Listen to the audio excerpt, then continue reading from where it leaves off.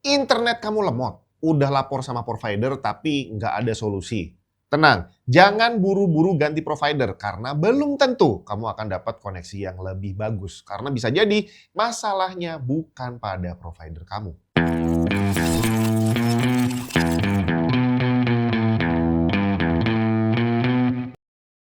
Internet lemot dan kita protes sama yang nyediain layanan adalah satu hal yang wajar gitu ya. Tapi dari pengalaman yang sudah saya hadapi, walaupun saya udah protes berkali-kali, iya sih kadang-kadang speednya balik lagi normal, tapi nggak lama kemudian bakal naik turun lagi gitu ya. Sampai akhirnya banyak orang yang wajar sekali mengatakan bahwa, wah gue pakai ini jelek banget nih, ganti yang lain aja. Padahal ternyata yang saya temukan masalahnya bukan pada providernya, Bre. Saya nggak tahu detailnya seperti apa, tapi secara logika aja, kita langganan internet itu nyalurin data ke sininya bukan pakai keran air yang dibuka tutup manual, Bre. Semuanya udah otomatis pakai sistem digital. Jadi kalau kamu langganan 100 Mbps, dari sana ya tinggal ketik aja 100. Dan udah, itu udah selesai. Dan mereka sudah memastikan juga harusnya bahwa data yang keluar dari sana 100 Mbps. Yang jadi masalah, setelah keluar dari sana masih lewat kabel, lewat router, terus akhirnya nyampe ke device kita cek kok nggak sampai 100. Nah, permasalahannya di sini adalah kita harus cari tahu di mana. Apakah memang dari sananya yang ngasihnya nggak 100, atau jangan-jangan selama perjalanan ada masalah gitu ya, sampai akhirnya kita terima nggak nyampe 100 Mbps. Nah, di sini saya akan kasih tunjuk bahwa dengan koneksi internet yang sama, ternyata speednya memang bisa beda-beda dan akhirnya saya menemukan formula untuk bisa bikin speednya stabil terus. Saya langganan internet 100 Mbps dan di sini saya pakai beberapa router untuk eksperimen dengan banyak SSID, tapi semuanya berasal dari satu koneksi internet yang sama. TNT ini adalah SSID dari router bawaan provider yang pakai band 2,4 GHz. Kita tes speednya. Ternyata cuma dapat 62 Mbps down dan 16 Mbps up. Jauh banget dari yang saya bayar, Bre. Sekarang kita coba ganti ke TNT 5G. Ini masih pakai router bawaan provider tapi lewat band 5G-nya. Sinyalnya nggak penuh karena jarak PC saya sekitar 10 meter dari router dan semakin tinggi frekuensi, semakin pendek jangkauannya. Kita tes speednya, ternyata malah lebih lemot. 55 Mbps down dan 24 Mbps up. Sekarang saya ganti pakai Rapture AI. Ini adalah SSID dari router ini, Bre. Asus ROG Rapture GT BE 19000 AI. Nanti kita akan bahas kenapa harus segede dan semahal ini. Dan di sini saya pakai band 2,4 GHz-nya dulu dan hasilnya ternyata jauh lebih baik. 96 Mbps up dan 69 Mbps down. Berarti sah sesuai dengan paket yang saya bayarkan 100 Mbps. Masih wajar ya dapatnya nggak 100 tapi 96. Tapi belum selesai nih. Saya lanjut tes pakai band 5 GHz dan masih dari router gede ini. Kali ini sinyalnya full walaupun 5G. Berarti memang kualitas antenanya beda dengan router bawaan provider. Dan waktu saya tes speednya, hasilnya bikin kaget setengah mati. 314 Mbps down dan 111 Mbps up. Buset, kok bisa langganannya 100, kok dapatnya 300? Nanti saya jelasin. Terakhir saya tes pakai band 6 GHz-nya yang kali ini nggak full sinyalnya dan hasilnya masih bikin saya kaget juga. 223 Mbps up dan 108 Mbps down. Kok bisa? Sekali lagi, saya langganannya cuma 100 Mbps.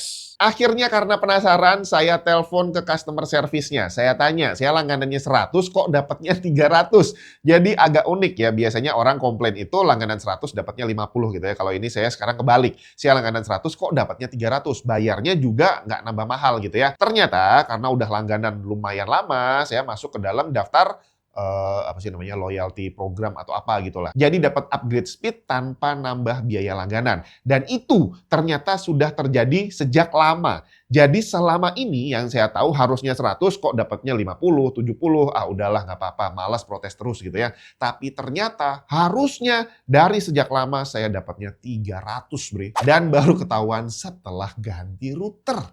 Bayangin, kalau sampai saya nggak tahu nih bahwa speednya seharusnya segitu kencengnya, berarti tiap bulan saya bayar langganan, tapi ruginya gede banget. Harusnya bisa 300, ternyata dapatnya cuma 60 atau 50-an aja. Tinggal, apakah untuk bisa dapat speed maksimal kayak tadi harus pakai router semahal ini? Asus ROG Rapture GT BE 19000 AI. Ini harganya sekitar 14 jutaan. Jelas nggak? Router seperti ini udah hampir bisa dipastikan overkill untuk pengguna rumahan biasa. Nah, di sini saya pengen kasih tunjuk kok bisa semahal ini. Kenapa router harus 14 juta? Dan apakah kita bisa bilang bahwa kemahalan, cari yang lebih murah aja? Nah, disinilah kita akan lihat apa kelebihan router semahal ini deh. Asus ROG Rapture GT BI 19000 AI ini adalah router pertama di dunia yang punya AI core terpisah dari router core-nya. Untuk AI core menggunakan quad-core 2,1 GHz CPU, 32 GB flash, 4 GB memori dengan 7,9 TOPS NPU. Sedangkan untuk router core-nya menggunakan quad-core 2,6 GHz CPU, 32 GB flash, dan 4 GB memori. Jadi di dalam barang segede atau sekecil ini, ada dua PC dengan tugas yang berbeda. Segala macam fungsional AI seperti pengaturan bandwidth, security, dan lain-lain tidak akan berpengaruh negatif terhadap performance routernya. Karena tadi CPU-nya terpisah. Sudah menggunakan Wi-Fi 7 pastinya dengan 3 band dengan bandwidth total 19.000 Mbps. Tentu saja dibagi. 2,4 GHz-nya dapat 1376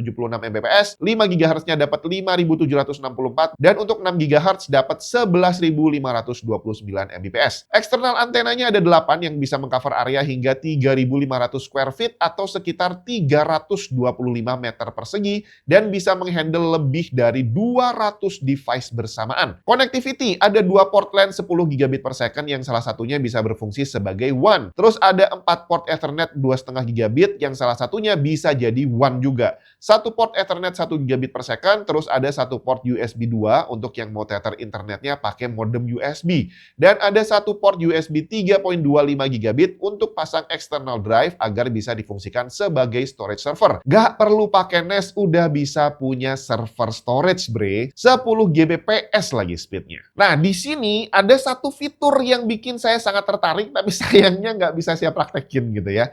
Pernah denger nggak CCTV di rumah kamu dihack sama orang? Gambarnya dilihat sama orang, dicuri, atau bahkan mungkin sampai diupload gitu ya.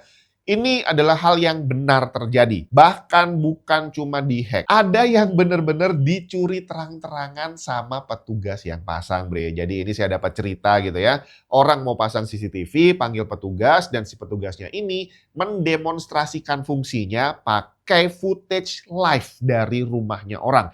Jadi ternyata mereka nggak lock out. Jadi dari sejak mereka setting dan keluar dari rumahnya, nggak di lock out. Jadi yang punya rumah dan si petugas pasang ini bisa ngelihat isi dalam rumahnya. Apa nggak bahaya banget tuh? Tapi kalau kamu pakai router ini, hal itu bisa dihindari. Karena di dalam router ini ada satu fitur di mana footage dari CCTV ini nggak akan bisa keluar dari rumah. Jadi CCTV-nya connect ke sini dan udah berhenti sampai di sini, nggak akan bisa tembus sampai keluar. Jadi yang nggak punya akses ke routernya, ya nggak akan mungkin bisa ngelihat footage dari CCTV-nya. Cakep banget nggak tuh? Nah, sekarang kita lihat fitur yang ada di web UI-nya. Dari yang paling atas ada search bar, di mana ini akan dijawab oleh AI yang sudah tertanam di dalam routernya. Kamu bisa minta panduan setting di sini, seperti misalkan tanya gimana cara mengganti password SSID. Dia akan langsung kasih jawaban sekaligus ngasih link yang bisa kita klik menuju opsi yang dia tunjuk tanpa kita perlu cari manual. Dashboardnya cukup lengkap, kamu bisa lihat ada berapa banyak device yang terhubung baik lewat wired maupun wireless dan di band yang mana aja. Di sini ada fitur asik Wi-Fi Insight, kita bisa melihat secara visual kepadatan frekuensi masing-masing SSID. Dengan jelas bisa kelihatan bre, tiap band menggunakan channel berapa aja dan ada berapa banyak gangguan di masing-masing channel.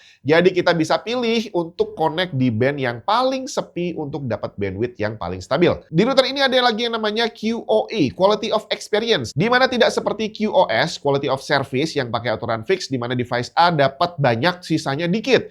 Di sini semua akan kebagian dengan pembagian bandwidth yang lebih smart. Apakah gaming, streaming, WFH, atau biarkan AI yang ngatur. Di sini ada urutan prioritasnya, jadi nggak ada lagi ceritanya satu device nyedot banyak banget, sedangkan yang lainnya hanya dapat sisanya. Kita juga bisa membatasi bandwidth per device, nggak perlu pakai mikrotik, udah langsung bisa dilakukan pakai router ini dengan UI yang sangat mudah dipahami. Tinggal masuk ke web interface, masih di settingan QoE seperti sebelumnya, tapi kali ini pilih bandwidth limiter di tab bagian kanan. Aktifkan limiter switch-nya, apply, terus lanjut ke kolom search device name, MAC or IP. Klik dan pilih target device yang akan dilimit. Atur deh kolom download dan uploadnya mau dikasih berapa, klik new device dan apply. Udah selesai, gitu aja. Di bagian network kamu bisa manage SSID yang ada dan waktu bikin SSID kamu bisa pilih untuk apa. Apakah untuk gaming, untuk tamu, untuk anak-anak, IoT, atau yang lainnya. Di mana semuanya ini nanti akan bisa punya rules-nya masing-masing. Seperti pada Kids Network, maka routernya akan secara otomatis memfilter konten yang aman untuk anak-anak aja. Kemudian VPN, sesuai namanya kamu bisa atur VPN langsung di router ini dan akan bekerja ke semua device yang terhubung, nggak perlu nyeting satu-satu. Terus ada lagi AI Protection. Di sini fiturnya lengkap banget, bisa memblokir website berbahaya, memblokir iklan, tracker, dan sebagainya. Dan semua dilakukan langsung di routernya dengan teknologi AI dan bisa berjalan di semua device langsung. Nggak perlu install adblock satu-satu. Asik kan? Kemudian AI Board. Ini asik sebenarnya buat yang punya banyak IoT dan CCTV misalkan. Sayangnya di sini saya nggak ada gitu ya. Tapi kalau kamu butuh, dengan mengaktifkan Home Assistant, kamu bisa mengontrol semua IoT yang ada di rumah kamu tanpa perlu install aplikasi terpisah di smartphone. Dan di bagian kanan ada FryGate. Ini yang tadi saya bilang tentang CCTV. Fitur AI di dalam routernya akan membantu face detection real time. Dan yang lebih gilanya, dia akan membuat footage CCTV kita nggak bisa meninggalkan rumah. Jadi nggak bisa dicuri atau dihack dari luar. Terakhir, di router ini kamu juga bisa nyolokin external drive macam SSD portable atau hard disk eksternal untuk dijadikan storage server. Pertama, colokin external drive kamu ke port USB 3 yang biru biar kecepatannya maksimal. Kemudian format yang disupport di sini bisa NTFS, FAT32, Extended 2, 3, 4, atau HFS+. Terus buka web interface, masuk ke setting, terus tab di sebelah kanan, pilih USB application, aktifkan enable UPnP media server kalau belum aktif. Kemudian pilih manual media server path, lanjut di bagian media server directory, klik please select. Akan muncul pop-up list SSD eksternal kamu. Pilih aja, klik OK, terus apply. Setelah itu, kalau server name-nya mau kamu ganti, juga bisa. Kemudian masuk ke tab sebelahnya, Network Place, Samba, Share. Pastikan enable share-nya udah on. Klik apply, lanjut ke bagian bawahnya, beri permission untuk SSD eksternal kamu. Apakah RW untuk bisa read dan write, atau read doang, atau no, biar nggak bisa diakses. Tentu saja saya pilih RW, karena memang akan difungsikan sebagai media server. Terus udah deh, save dan selesai. Kemudian untuk performance, tadi udah disebutin, ada band 2,4 GHz, 5 GHz, dan 6 GHz. Semakin tinggi frekuensinya, ya idealnya speednya juga semakin tinggi. Tapi digantikan dengan range-nya yang lebih rendah. Jadi jangkauannya nggak terlalu jauh, terus juga nggak bisa menembus penghalang dengan lebih bagus gitu ya. Kalau ada dinding, semakin banyak dindingnya, semakin tinggi frekuensinya, dia jangkauannya akan semakin pendek. Jadi ya ada plus minusnya di masing-masing. Di sini akan saya praktekin setiap band yang ada di router ini dibandingin dengan 2,4 dan 5 GHz-nya band dari router bawaan provider ZTE F6600P. Dimulai dari HP dengan jarak sekitar 1 meter dari router. ZTE 2,4 GHz bisa dapat download speed 160-an megabit per second. Nggak bisa lebih dari 190. Dengan band 5 GHz, speednya bisa naik nembus 200, tapi tetap aja turun juga ke 160-an megabit per second. Tapi dengan ROG Rapture GT BI 19000 AI 5 GHz, speednya bisa mentok 320 megabit per second. Jauh banget kan ya? Sedangkan untuk upload speednya, semuanya angkanya kurang lebih sama di kisaran 100 sampai 120 Mbps. Sekarang saya menjauh dengan jarak sekitar 10 meter dari router dan terhalang kaca. ZTE 2,4 GHz download speednya langsung drop di kisaran 90-an Mbps. Pada band 5 GHz agak stabil di 120, sedangkan untuk ROG Rapture GT BI 19000 AI, speednya nggak turun sama sekali, masih 320-an. Upload speed juga sama, ZTE-nya ngedrop ke 20-an, di 5 GHz-nya juga turun banyak banget ke 60-an, sedangkan router ROG ini tidak berubah bre, masih 110-an. Terakhir saya pindah tempat lagi berjarak kurang lebih 7 meter dari router, tapi kali ini dipisahkan satu kamar, jadi ada 2 lapis dinding yang menghalangi. Di sini terlihat ZTE 2,4 GHz sesuai teori, jangkauannya lebih jauh dan bisa menembus penghalang dengan lebih baik. Speednya masih tetap terjaga di 100-an Mbps, nggak terlalu jauh dibandingin tes kedua. Tapi band 5 GHz-nya hancur. Download speed-nya sisa 50-an Mbps.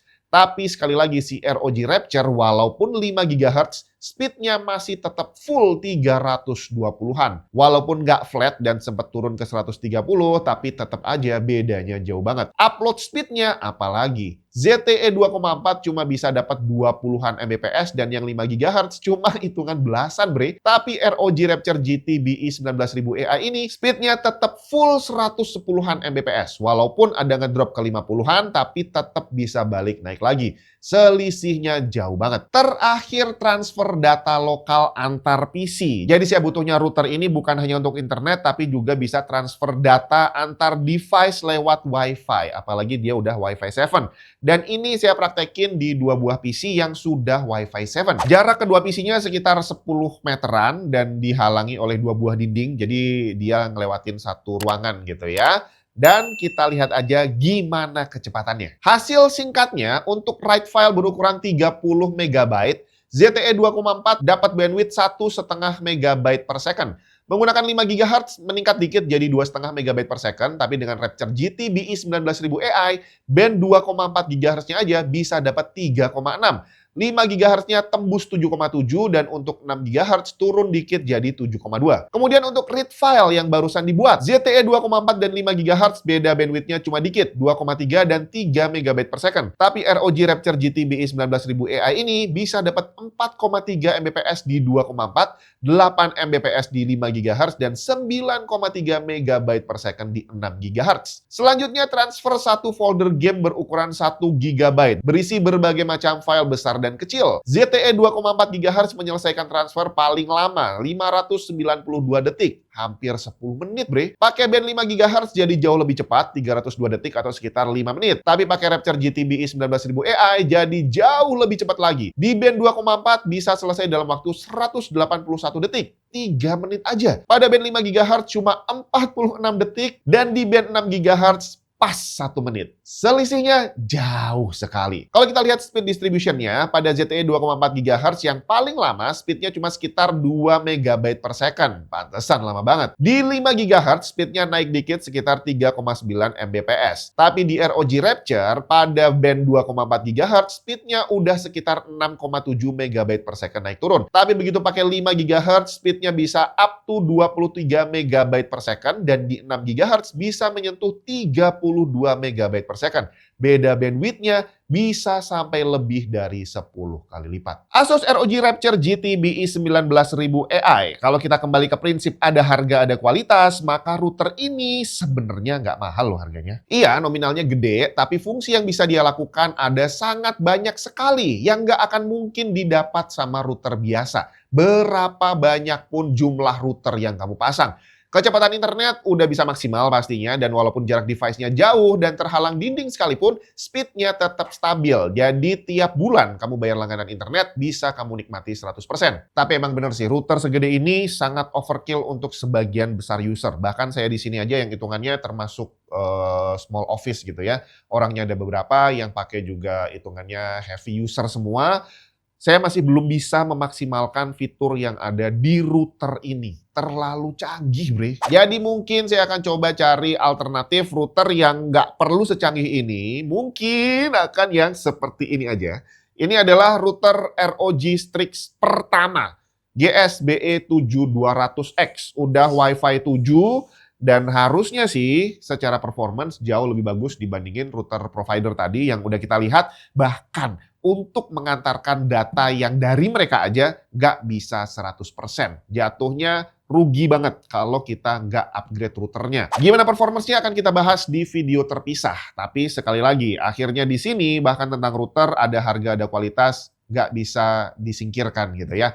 14 jutanya router ini tidak akan bisa tergantikan oleh 7 buah router 2 jutaan. Ibaratnya kalau kamu mau cari kenyamanan, ya udah beli aja satu Alphard yang harganya 1,5 miliar gitu ya, daripada beli 5 buah atau bahkan 10 buah Avanza gitu ya, yang jatuhnya jauh lebih mahal, tapi secara penggunaan, secara performance, gak akan mungkin bisa ngalahin satu buah Alphard. Kurang lebih seperti itulah analoginya. Jadi kalau menurut kamu, iya sih 14 juta gak mahal kayaknya, ya udahlah beli aja. Ya udah, nggak apa-apa. Langsung klik aja linknya ada di bagian bawah video ini.